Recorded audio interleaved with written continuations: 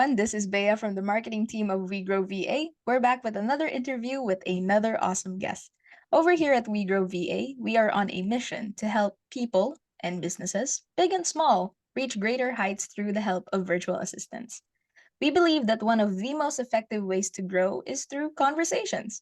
So, whatever the topic may be, whether that's about the self, community, technology, marketing, the world, literally anything, we Grow Conversations are our way to help us and our audience to grow even further.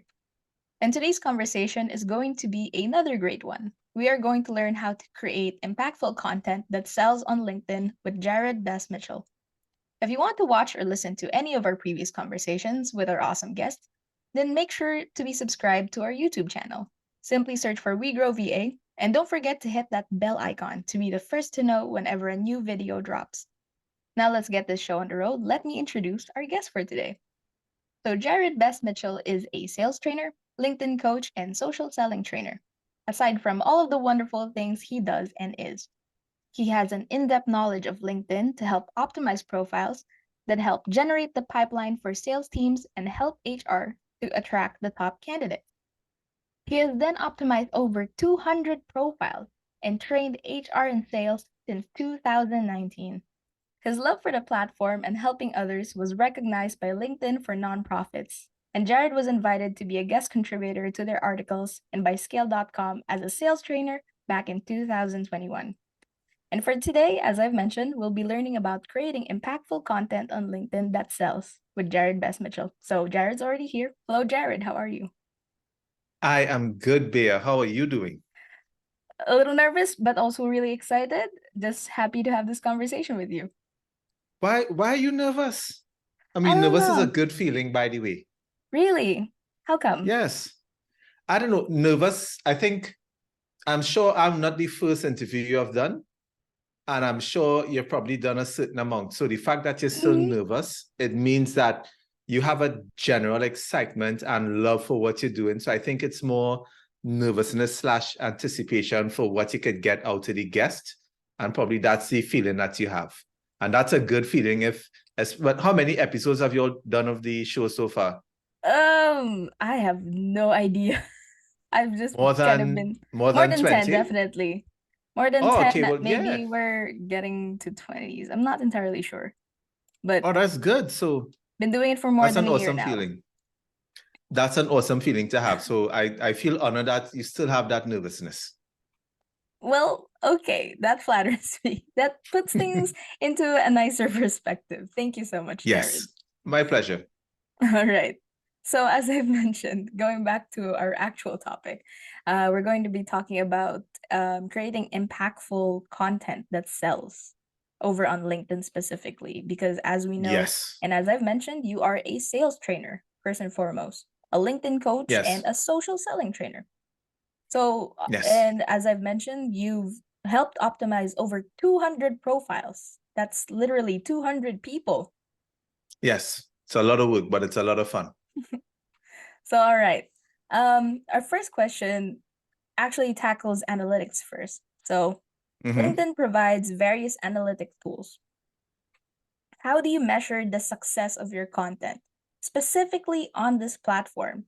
What metrics do you think are, or do you find most valuable? The number one metric is how many leads do you generate from your content?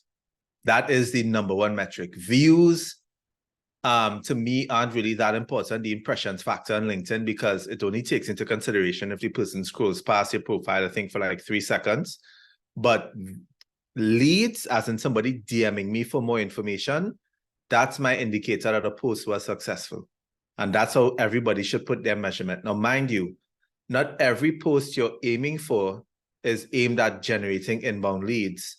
So if that's not your intention, then what you should be aiming for in your other post, I think are a couple of key things that I look at. Number one, are they generating comments? As in people are having discussions and asking for more information in the comments. That's a great indicator versus them using the generic AI, which is quite horrible, LinkedIn. Those AI that generate the comments are awful. But also too, is your content being shown to a brand new audience? So in other words, when you go back and look at your content performance after a week, are you going through to see who has liked it? And are you going to see, are they in your network or in their the second or third network? So if more and more people every week are seeing your content who you haven't been connected with before, and that's increasing, I think that's a really good indicator that your content and stuff is performing well. So those to me are your like your couple of the measurements that I look at. I don't necessarily pay attention to the views, even though views is a nice vanity metric you could talk about, because like I think I've reached 1.2 or 1.3 million views for the year. So like, yeah, you could, woo, I've done that, but it still boils down to how many leads did that generate? Did it really have impact to the audience? So to me, those are the things that I look at. Yeah, definitely. Because once you actually have a lead, that's a concrete result. And you were mentioning about like comments and likes and such, and looking into the people who commented and looking into the people who like. So essentially, engagement. Engagement, would you say, is the name of the game until A it leads to a hundred lead? percent. 100% engagement is the name of the game. So Mm-hmm. even just today, I saw another one of my LinkedIn connections. So I met Charlotte Mm-hmm. Lloyd. She was posting about the fact that you use your post to like keep asking questions because they want to use that to continue the conversation. So the thing is, if somebody has commented, don't just leave it where you're responding with another comment. You should actually be responding with a question so you could drive more engagement. Because in essence, what you should be asking yourself is, for example, Bear just commented on one of my posts. Am I commenting in a way to like really qualify Bear? Like I'm seeing her profile that she matches so many things. She liked my post with regards to the service that I provide that she could potentially need because she matches my ICP. What am I commenting to either provide value or give her more insight or to start additional conversations? Like that's how I look at it when I think about the comment section on LinkedIn. I hear you in that. And I really like your tip about when somebody comments and asks something, don't just answer it, but question them back. Because then that continues a conversation. I hear you on that. That was an Yeah. interesting tip. And the best way, if you want to put that into perspective, it's you answer the question for them, but you also ask them, how do you see yourself using this in your current environment? Or so since I'm giving out knowledge and you said, oh, this has been valuable, your simple reply could be great. How do you see yourself using this in your current environment? So that will kind of continue the conversation. And even if the person doesn't answer, don't take it as a bad sign because LinkedIn notifications are awful sometimes. So that person might not even see that you commented.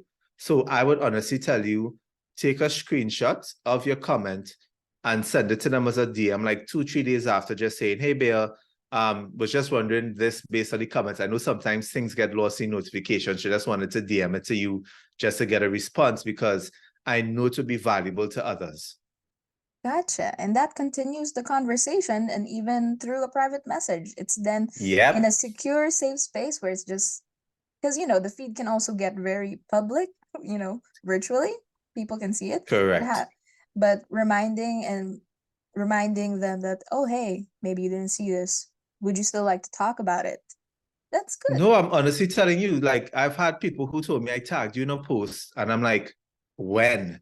It's like yesterday. I'm like, I have not gotten that notice. And I would literally have to go to their profile to actually see the post. Like it happens. LinkedIn is extremely glitchy. So I would honestly tell you, if they haven't responded, don't take it personal. It honestly is a case of where the person may not have seen it. That is very true. I have noticed that I don't always see all of my notifications. I miss a ton of them. Like you have to spend time going through, like Mm-hmm. I've spent more time now than before, like auditing my posts. Like I've gone through posts and I'm saying, I have not seen these I did not see this person commenting on my post. So I have to go back like in posts sometimes 2-3 weeks ago. And I'm now seeing like comments and I'm like, never got the notification. So you have to do that, especially if you're using the platform to generate those leads and to create those opportunities for you and to start discussions. All right, I hear you on that. Okay. So I wanted to move forward to the next question. So, Mm-hmm. can you provide some insight into the role of consistency in posting and its impact on your LinkedIn presence, especially with your sales outcomes? Listen, consistency is the hardest thing to do with any type, like if you're doing any type of content strategy. But let me tell you the payoff. I closed a client last year, and the clients, at the end of the training, she was telling her team, I first saw Jarrod's content 13 months ago. Then it was something he posted 4 months ago that made me say, he has to come and train my team. Now, she mentioned in between, there were other types of content I posted. Some she agreed with, some she didn't agree with. But it was that consistency factor of showing up on a regular basis that made it impactful, that she eventually saw me as an authority in my field, even though she might not 100% agree. But then a day came when I just said something that just matched the exact thing that she needed done. And she went from being on the fence to, does this person work for my organization, to say, no, we need to bring Jarrod in immediately. And for everyone that isn't consistent with content, what you're doing is that you're losing your customers' attention. So I don't think our consumers' attention span is short. I just think we're consuming more, and we want better information. So if your buyer honestly has a problem, you need to consistently put out content. Like, honestly, minimum, everyone's supposed to be posting once a day. Honestly. Like, I attended a conference and I laughed because I was one of the speakers, and I sat down at the front table, and immediately the lady next to me, I've never met her. We connected on LinkedIn, but I never met her. She literally, this is what she did. She took her phone, she opened it up on LinkedIn, and she said, look, every time I open up my LinkedIn, Jarrod. Every time I open up my LinkedIn feed, Jarrod. I'm like, yep, that means I'm doing my job. I was like, that's exactly what you want. Because this world we live in, everybody has too many distractions. You do not want, when your buyer is ready to buy, that they cannot recall your name or cannot open up the app where they found you and do not see you because you're not consistent. That is detrimental to your business. So ignore any the doubts that you may have in your mind or in other people's mind where they're saying, oh, you're posting too much. That is not their business. Your buyer wants that information. Every market, like I look at, honestly, every market you look at, like Bear, you could tell me from observing it. I think every single market in the world is starved for content relevant to them. So for example, you're based in Philippines, correct? Well, I am, On the yes. Philippines. Right. So even though, for example, there are a lot of VAs in your area, sometimes they just have, like, if I Google search it, just general information about what a VA is, how a VA helps, like on a global scale through Google. There's no one like individually showcasing to say, listen, let me tell you why getting a VA from our side of the world is the best thing you could actually do versus getting it from any other country. Nobody's getting like specific like that for the market. But the thing is, people are searching for it at a massive scale. So that's what I'm saying. Like, you have to put out the content. Like, our audience is staff. Like, I cannot tell you how many times I've been with my clients and I've seen them, I've shadowed them on meetings with customers, and you know what customers say when we talk to them? I did not know you provide that service. You know why? There's no content, there's no information. They were looking for it, and they will always tell you, I just made a purchase last week. I just made a purchase a few months ago. You have to put it out, and you have to put it out consistently. Think of your content as a daily newspaper. People read news every single day. Yeah. Are you part of that feed? If not, you're not part of their consideration when they want to buy. Oh, I love that. My favorite line from what you just shared is that our attention span isn't short. We just want better content. And leading that to Yeah. exactly just what you said.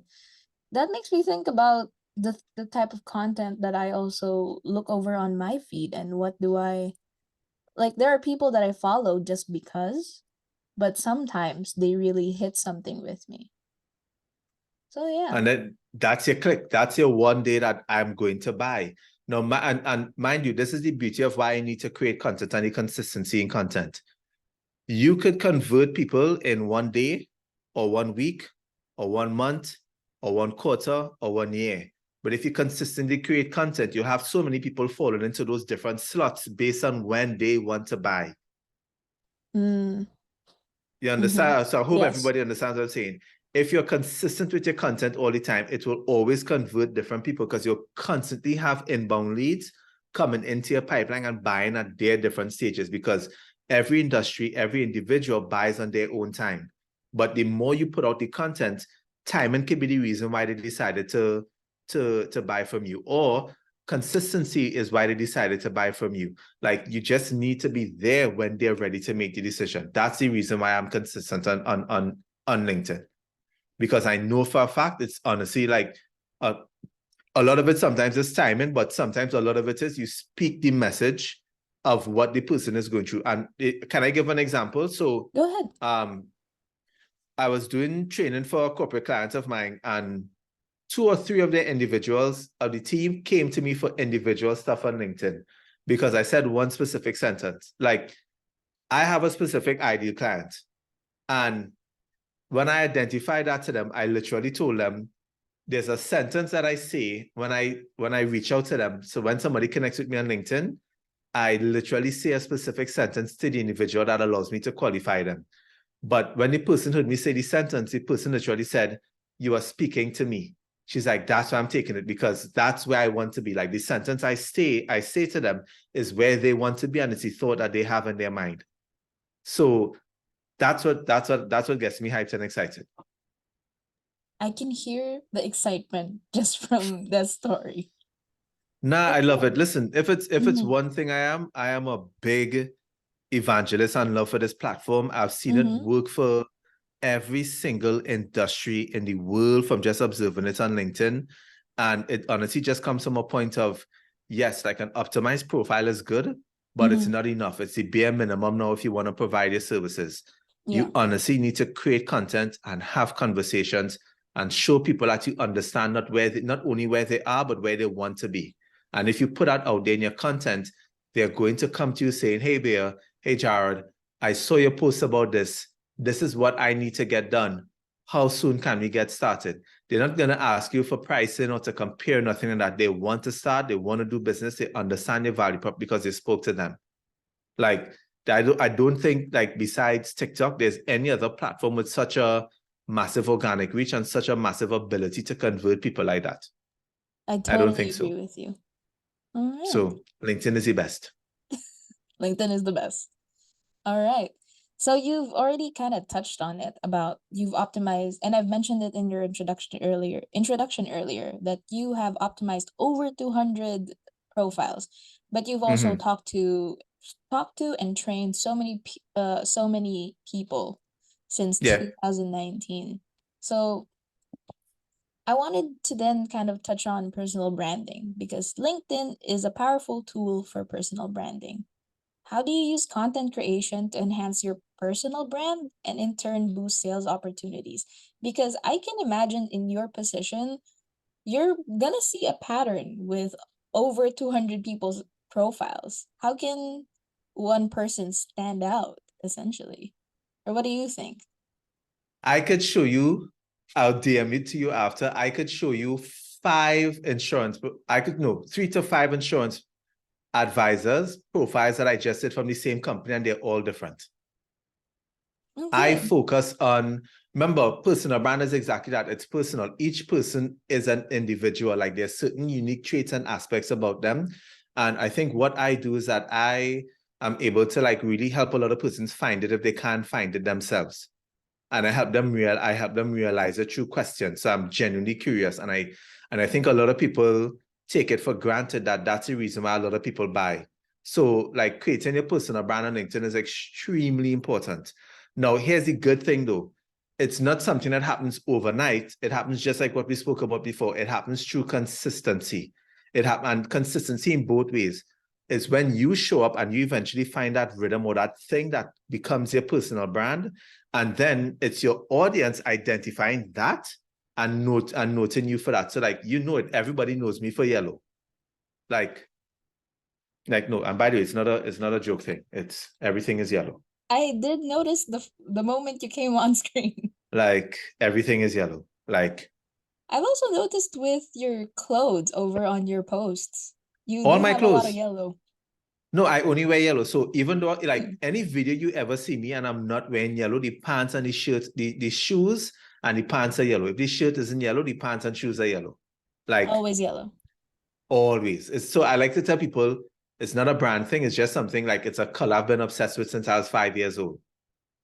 That's So cute. that is, yeah, and that has been my consistency thing. So that yellow is a major part of my brand. So like I always tell people the three things I have it and I put it on my email signature. It's sales, LinkedIn, and yellow. That's what I'm known for. So for me, I'll honestly tell persons this: find that one thing you love and you are known for, own it, and multiply times 100 to let as many people know. Like that is what, so for example, you may be known as a virtual assistant, but think about that other personal aspect about you that might be different. So for example, you may wear some of the funkiest blazers ever every time you're showing up on camera. So people know you and expect you for that. Or you may always have a flower in your hair. People expect you and know you for that. So you have to look at those specific things because your audience you'll start to expect it. And when they don't see it, they question it. Because if you go in any of my content and you ever see where I'm not wearing a yellow shirt, go in the comments, there's always one or two people asking, where's the yellow? And I have to tell them, the pants and shoes are yellow. Have no fear. Don't panic. Because people, remember, the personal brand, and I'll give you that same client who said they took 13 months for me to close, like when they first saw my content. When I first did business with them, the first time I ever met them, it wasn't to finalize the contract or anything like that. They literally brought in like other staff who's going to be part of the training and they said, tell us about the yellow story. There's like, the contract is here, it's signed already. Like that builds a huge part of your trust because when you show up consistently utilizing those things, people begin to know you, identify you. And it's extremely important for you to build it. So if you don't spend time and I'll put it to you this way: personal branding first and sales second are the two most important skills, and creating content are the three most important skills that you need to learn to have a successful business going forward in this world that we live in today. There's nothing more important. If you cannot understand what you are as a value, and more importantly, you can't sell that aspect to persons so they understand why they're buying from you and create content that goes out to the masses so that it filters people to you, you're not going to have a successful business as you want. You may get good business, but the level that you would like your business to be will be diminished because you're not capitalizing on those three specific aspects. You're going to spend more time competing on price. You're going to spend more time trying to differentiate your value when it is that you just need to capitalize and understand those three things. So even if you decide to leave your industry 5 years down the road, you could use those same three pillars and dominate any industry that you're going to. I hear you on that. I hear you. I can see the formula. It's a simple formula. Quite simple. It takes time to learn, and I guess it also boils down on the individual. Yeah. But yeah. And so still connected with personal branding though. Can you share a moment when your personal brand on LinkedIn played a crucial role in a successful sales interaction? Every single day. So I'll give you an so I did a sales talk for one of the banks down here and for their staff. And all of the food and everything they created, like all the cupcakes and stuff, all the icing, all the decorations in the office, everything was yellow. Like I've met people who have been in leadership conferences and they literally send me a screenshot saying, Jarrod, we're in a leadership conference. They ask us when we see the word leadership, what do we think? And she said, because the letters was in yellow, I said Jarrod. Like, Gotcha. it makes a big difference in everything. Like, I have a lot of examples to give, but it's just showing up when people seeing the yellow, not just on content, but when they see me in person, that is what actually just converts the sale. It's just reached a point now where people just need to see it so they know it's real. And then they say, great, let's just do business. I just needed that icing on the cake to know that I was making the right decision. That's the power and the impact for me of a personal brand. That's how it has won me countless stuff. And by the way, let me switch that question you're saying. Let's talk about the fact that how your personal brand can actually help you lose business. Oh, I love that. Here's the interesting thing. I like to tell people that content is a filter. There are lots of people who don't like me because of the yellow, the beard, maybe my style of how I deliver sales content. And I always tell people that is great because I've never met them, because the content kept them away. So a lot of times what you're spending time on is spending time with the wrong customers. You're spending 30 minutes in a meeting to figure that somebody's not a right fit. Your content could have done that for you. That's how your content helps you lose business. That's why I spend time creating content. So for me, so this is what happens in the long term. I have had the most successful year ever since I've started this business. But when I check my figures, I've doubled my revenue compared to last year. And I've done probably 5% prospecting. 95% of my business is inbound. And 95%, all those people, when they come in, they come at the buying stage. Not they tell me what you do, what's your value prop, let me compare. They come to buy. They understand the value, because we said it here at the start of the podcast. I create content that answers the questions I know my customers have. And I like to say this thing. I probably need to copyright this one day. I always like to tell people, your content is what carries your prospect on the journey to becoming your customer. If you know all the questions that your customers are going to ask you along the process to buy from you, then that needs to be content. Because what it does, it will filter people out and it will bring more people in. And it will get them through your sales cycle a lot faster versus you having to deal with people one-on-one.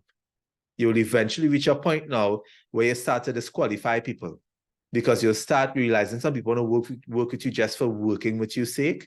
And you need now to go into a mode of, let me disqualify and just figure out what might be wrong that doesn't match what I like to work with or the ideal client. And you start going ahead with the best clients ever. That's the beauty of content. I love that. A sentence popped up in my mind as you were sharing that. And it's essentially, because your content also becomes a filter, you're only going to work with the people that align with you. Exactly, right? Well, align with your values and who Yes. likes your personality and understands that you get the job done. That is the beauty of it. Gotcha.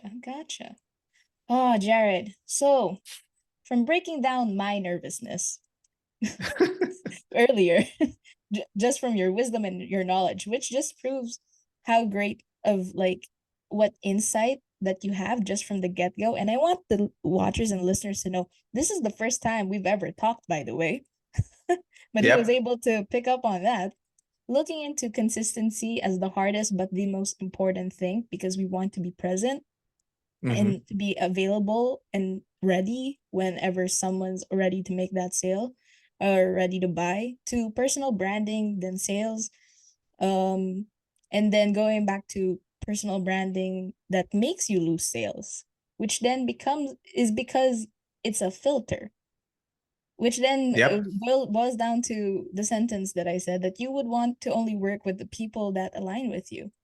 I think that the main theme of this episode really is just consistency and being there. And I would just also like to share that prior to this conversation, what from the moment I first had to research about Jarrod, I have realized that Jarrod's consistency, ever since the first day I followed him, he's just always on my feed. I always click on something, a random comment or anything, which then really just proves that it's working. Right? It's just consistency. The only thing you should ask people, if people DM you or they message you or they tell you, I love your content, I always see you in your feed, in my feed, you should be asking them, is it valuable? Yes. Like, is it helpful to you? I know you're probably supporting and they clicking like, but is it valuable? And then the other tough question I ask persons is there a question that I haven't answered for you as yet? Like, I love that. You're on it to look for answers, but is there an answer that you haven't seen as yet? Is there a question that's burning on your mind? Let me answer that for you. That's how I look at it. I love that. And I love this interview. But sadly, we're running out of time. And for the watchers and listeners, I want you guys to have the opportunity to talk to Jarrod yourself. So Jarrod, can you please just share where to find you, how to find you? Do you have anything to promote? Floor is yours. I spend every waking moment on LinkedIn, except between the hours of 10 p.m. to 6 a.m. That's probably the only times when I'm not on LinkedIn. That's when I sleep. Other than that, I'm very active. I take my time to ensure I respond to as many messages or all the messages as best as I can. Especially if you connect with me I don't think I got a chance to do it for you, Bear, because I think just how we were speaking, I like to send personalized videos to people. That's just my thing. And I think I wouldn't say I have a world record for it, but I'll probably be one of the few people on LinkedIn in the world who's reached that number because I've crossed 6,200 personalized videos. Wow. Yeah, I take real pride in it because I like to use that to start conversations. I'm not working on anything in particular. For me, my goal is to just have the biggest impact on LinkedIn as much as I can that really helps people either one, use the profile to get to their objectives, or two, just allows them to be a better person overall. So that's just honestly what I do every day on the platform. And once I could get somebody messaging me and says, hey, thank you for this, or this really helped me, my day is made. Gotcha. So of course, and as Jarrod has said, he is just a quick search on LinkedIn. But don't worry, we will be putting all of Jarrod's links or LinkedIn per se in the description box. All right. So don't forget, if you are a business owner that is in need of growing your business to achieve entrepreneurial excellence by hiring a virtual assistant, or you're curious to know more about what we can offer, then make sure to get in touch with us, WeGrow VA. You can head over to our website, wegrowva.com, to schedule a call. We can start a conversation. So, and also, don't forget to follow WeGrow VA over on all of our social media to be updated on the latest ins and outs on anything and everything.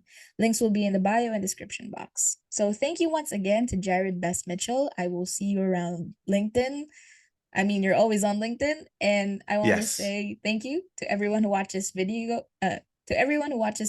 And I'll see you guys in the next one. Bye. What? So Bea, watch this. This is somebody who just sent this to me. I saw this and thought of you because they know I love yellow shoes. And by the way, you know what's gonna make them laugh? I already ordered the shoe last week. Oh my gosh, that's so funny. That's so cute. Like, it's the best thing in the world. I forgot to comment that essentially what you were doing is also psychological. I think I'll add a blooper to the video. You can't, oh yes, it is psychological. It honestly Psychological. is. But Because- everything is, sorry. Mhm. Oh, I was just about to say that what you were doing is sort of classical conditioning. You were making sure to show up all the time, to be seen. You shared this earlier, to be seen in a certain way, to be remembered a certain way, so that when the thing pops up in any random place, they're going to think of you, and that's classical conditioning, right? And the thing is, I have done no psychology on none of these things. I just figured this out by accident. Well, here you It are. was, I literally figured it out by accident. Because here's how it worked. In 2018, I came across a lady by the name of Ella London. Mhm. Now, if you think I love yellow, she's 100 times more yellow than me. And when I saw her profile, I said, I'm not taking yellow serious enough. And I said that day, like normally what I would do, like during work, I would wear regular work clothes, but my friends know that once I'm after work hours, I would only wear yellow. And then I said, you know what? No, 24/7, 365, only yellow. And from that day, I did it and it just clicked. And honestly, that consistency. And then when I started seeing people taking notice of it, I said, I'm really onto something. And I'm like, I need to do more of it. Because if it's one thing I believe in, if something works, do more of it till it stops working. And I think I've only reached the bottom of what this potential is in terms of what I'm doing right now. That's why I'm pushing so hard, because I've only reached the tip, the bottom of what the opportunity is. I haven't even reached the top. I'm nowhere near the top. And you just gotta keep going and going and going.